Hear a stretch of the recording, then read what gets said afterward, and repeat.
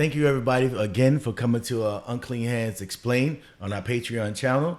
Here we're going to explain each episode or each chapter to you in more detail, but in a fun way. So I hope you guys like it and enjoy, and thank you again for your support. We're talking about Chapter 4, which is titled A Dark Past. So that gives us some idea as to what's coming up in this episode. And we're going to get to the past part, but I really want to jump in with this first scene with the Reverend talking to the congregation. And I thought it was a really great way to kind of set up the atmosphere of where all these characters have come from and where they've grown up by talking about really about the pipeline to prison. Mm-hmm. And, just kind of the structural and institutional racism that goes on in this country, and how a lot of people, he talks about black men getting longer sentences and harsher sentences and things like that. So I think that really helps to set up like why some of these characters are the way they are and where they've been and where they've come from and what they experience. Well, I wrote that from, family experience. Mm-hmm. I mean, I literally know that happened to my brother-in-law. Yeah. They gave him 43 years. Damn. For something that the judge, the reason why they cut his time in half, mm-hmm. because somebody recorded the judge saying that she wished she gave more niggas more time. Wow. And then they disbarred her. Yeah. And everybody she gave sentence for 15 years, they cut their sentence in half. That's the only reason why he home. Wow. He only got 22, he did 43. Yeah. You know what I mean? So that crazy. Really does happen. So that was my inspiration for that. But then the rest of the sermon, I mean, I wrote that. You ever seen a movie called The Education of Sonny Carson? It's familiar, but I haven't seen it. Well, Lauryn Hill used for her album Education of Lauryn Hill. Yeah. Education of Sonny Carson, guy from Brooklyn back in the 50s. But it's a scene called Who Killed Lil Boy? Mm-hmm. And my wife hates this scene because the preacher goes off, and I just say it over and over. He said, who killed little boy? He crying and shit. My wife hates it, but I just love that. He had so much passion. Yeah. So I just used what he was talking about in the 50s to what it means now. Yes. And people can relate to it. Mm-hmm. But and it's sad but true. That still happens. Absolutely. I have family members that, he never thought he was coming home, B. Mm-hmm. 43 years. You get somebody there at 29? Right. But I was there for him. I rocked for my people. I made sure he was good, and then he's home. He's living great. But the thing is, that was my inspiration for writing that. And then I wrote about how the mothers had to raise these kids by themselves. Yeah. And I wrote it, to be honest, what girl grew up saying she wanted to be a single mother? Right. Not one. And yet so many wind up in that situation. Yeah, not one. Mm-hmm. Because when those guys in jail, who's going to raise them? TV? Yeah. TV, you know what I mean? And they pushing another agenda on them. Right. So I just want to bring it to light, And it really did, because that point hit home where, yes, we talk about all the men in particular. I mean, women go to prison too, mm-hmm. but all these single mothers that are the result of that people don't always look at as much. Yeah, because like I said, man, I have daughters of my own. I have daughters because I'm a thinker. That's what I say. You got daughters, you're a thinker. But yeah, I just didn't. My daughters, I guarantee they ain't want to be single mothers growing up. They want to be princesses, mm-hmm. So that's hard on her. And you got to make her be the father and the mother. That's impossible. Yeah. At a certain age, you're going to rebel. Right. And you got to have that male figure there. I'm lucky I had my father. That's my man, 50 grand. I love my dad to death. Like my father told me, if I wasn't his son, I'd still be his friend. That was enough for me, Yeah. But I had that. I grew up with a lot of people who didn't. So yeah, that's why I wrote that, and it really touched a lot of people. Mm-hmm. I got a lot of people emailing me and commenting on my social media, the Instagram at Boyd Crest, and also on even the Amazon. Mm-hmm. And Boys Noble, people leave their reviews, and they said the same thing. That sermon at home. But the thing is, Vernon Hargrave, who has Junior, who did the sermon itself, he did that in one take. Wow, it's one impressive. Take. The hairs on my arm stood up. You understand? Uh-huh.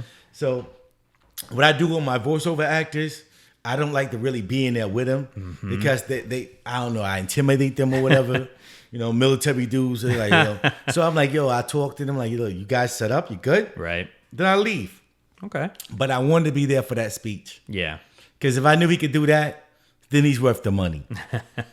And he one take. Wow, One that's take, impressive. bro. Is he a reverend or a minister? No. I mean, he grew up in the church like most of us. Yeah. But boy, that's what happened. When he was about to do this, I pulled him outside the studio and I said, "Look, man, I know you know he was sweating bullets." I'm like, "Yo, relax. I'm not gonna be in there with you, but I need you to bring it." Yeah. I said, "You been to church, right?" And he's like, "Yeah." I was like, "Cool. Well, take me to church." Yeah, good direction. And he took me to church. He closed his eyes because he'd already knew the lines. Yeah. He never read it. He just closed his eyes and did it because he already had the book. Yeah. And that's the key. I always put the book out first. Right. Well, the screenplay, then the book. Yes. Yeah. Well, I would say in a lesser delivery voice actor, that, no pun intended, but it could have seemed preachy, but it came across as genuine, as though someone were really saying it from the heart, and especially in a church situation like this, or a church presentation, or, as he's doing it as I always sermon. like Lil Vernon voice. He got that radio voice. Yes, but yes. man, when I saw that guy saying that and tears was rolling down his eyes, Yeah. I'm like, okay. I touched him. Yeah. He read it. He got it. You can tell he's and that's feeling all I want.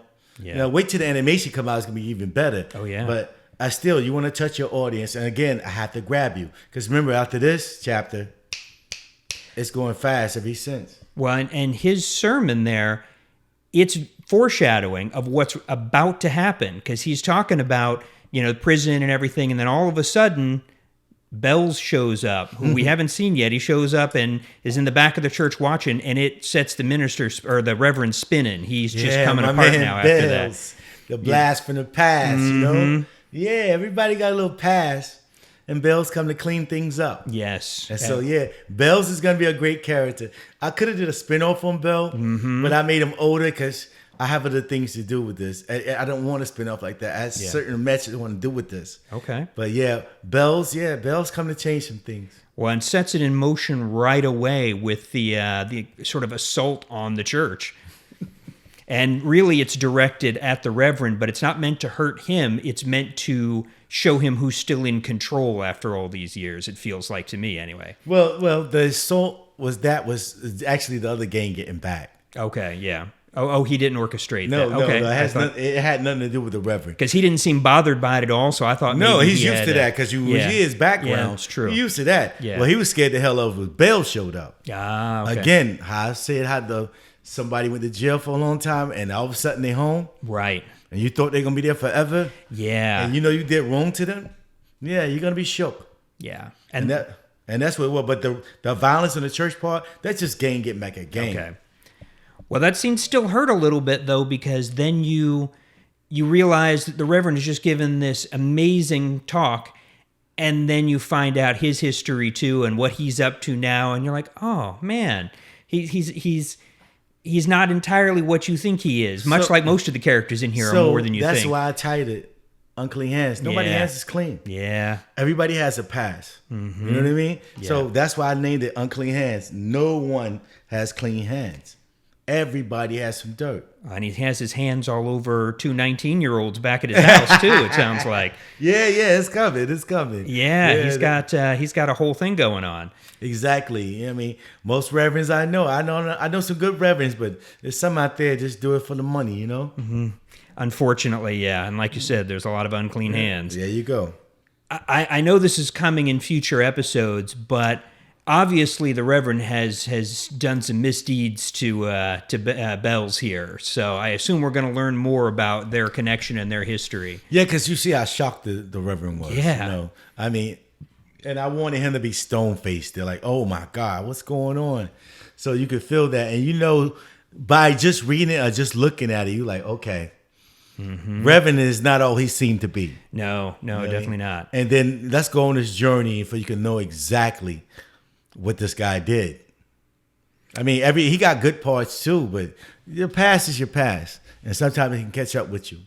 Yep, and then he takes his Bentley. Yeah. On top of everything, he's like, you know what? Give me some cash and your Bentley. Yeah. That's why I made it cool because if somebody take my Bentley, I'm like, come on, B.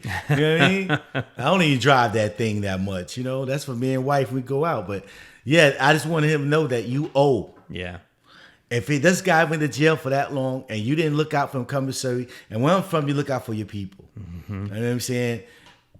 Even though I didn't help you do the crime, and if you were successful with that crime, you wouldn't have gave me no money, but you still family. Right. And I'm not going to let you sit there and I'm going to make sure you can eat. Yeah. Because it's dangerous in there. It's wolves in there. And I'm going to make sure at least you got the money.